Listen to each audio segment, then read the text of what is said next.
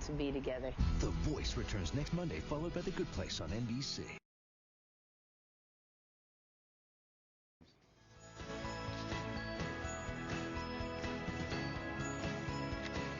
All right, Stumptown question of the day. It's the only distilled spirit produced in Oregon to be among the OLCC's top 5 sellers. We're asking, can you name it? And here's the hint. You know what today is? National Video Game Day. You know, you might have that love-hate relationship with these video games. The kids might want to pay them too much. Other people really enjoy them. A lot of adults enjoy them. Jeff Extine is here.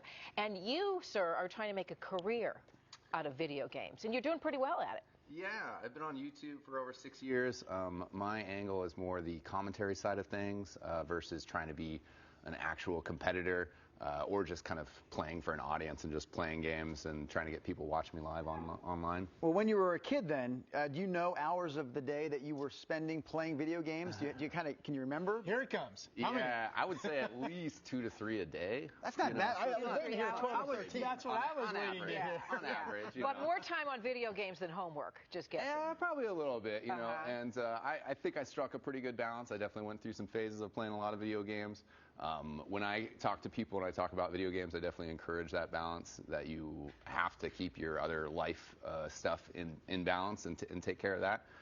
But the esports aspect that I focus on, I think you can get away with playing a little bit less than you really. What were the first games you remember? Well, yeah, what were the games that hooked you and brought you into this world? Well, we joke in my family that the only time my dad almost hit me was when I accidentally deleted his Zelda save game. The original Nintendo. Right, so okay. It's been in my family for a long time. I have 2 older brothers. We moved to Japan and, you know, staying at home, playing with my Legos and playing with my video games. I was able to compete with my brothers in video games. Now, there's a balance, Legos and video games. Yeah. And you've made money at this. So explain to us, who really have no idea how this works, that people can actually make money. Because I do tell my kids, these games will get you nowhere. That's my line. And you're going to tell me that I'm not exactly correct. Yeah, that is true. I make money off of YouTube views. And I started making videos to help support my community, which is Team Fortress 2, and to help get these people playing competitive games more attention. So I get money off of YouTube views and hopefully a little bit of freelance work here and there. The players themselves are making money off of the tournaments, and the tournaments have gotten larger and larger. Oregon's biggest player, most well-known player, is Clinton Fear Loomis, and he plays a game called Dota 2, which is really huge, and there was a $20 million tournament. Excuse me, so this is a tournament, so people actually do leave their family room, and they go to a competitive venue. Which I did not know. I admit I did not know this. Look at this. Yeah. People travel the country to do this. And some of these shots are from an event I was at just a couple weeks ago, and it was in England. Community fundraised teams from Australia and North America to go and compete in person. And, you know, it was a big, you know, couple thousand people event, but we were just a small slice of it. You were there in England? Yeah. Wow. What would you say to a parent in terms of advice about games? Like, which games build the mind? I personally think that the esports do more. You know, certainly some video What's an games. example of that, esports? Talking about like Madden?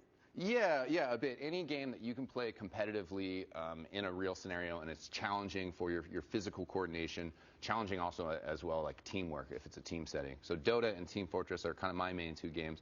And both of those, like, you need every single aspect of you know, a sport that is beneficial for you, except for exertion. So just, you know, learning to be social, learning to take care of, you know, homework, your goals, to set goals, objectives, to win.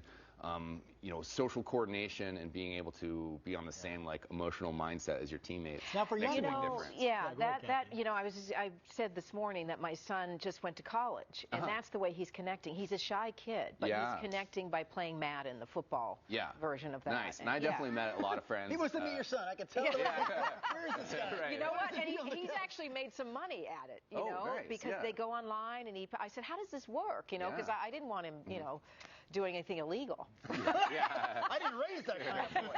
At least not to do with video games. There's small time tournaments. Some of the games like Madden or the game that I play are still growing in terms of the prize money and stuff.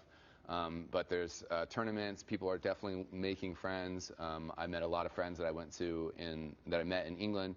But also, a long time ago when I got started, when I was in high school, my parents somehow let me go to San Francisco to meet a bunch of people that I knew on the internet. I flew by myself and hung out and socialized. But, it's, obviously there are dangerous people on the internet. There are things that as a parent you might want to control or have conversations with your middle school or whatever. But it's also a very good opportunity for people to learn technical skills, to learn social skills. And look at you getting all dressed up in a tie and these fancy shoes on our PDX carpet. I'm telling you, the man knows how to bring attention to video games. And we're already out of time. I didn't even have time to ask you about Minecraft, but maybe I'll do that in the commercial break. We are out of time.